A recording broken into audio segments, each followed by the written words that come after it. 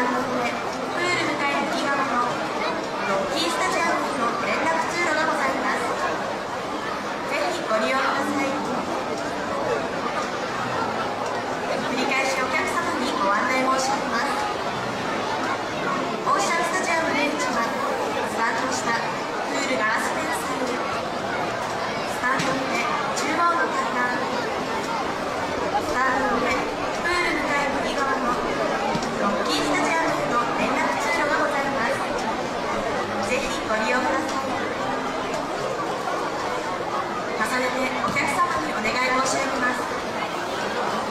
各パフォーマンス会場においてお荷物のみをあってのお席の確保は一切ご遠慮いただいておりますので、ご協力をお願い申し上げます。繰り返しお客様にお願い申し上げます。各パフォーマンス会場においてお荷物のみをあってのお席の確保は一切ご遠慮いただいておりますので、ご協力をお願い申し上げます。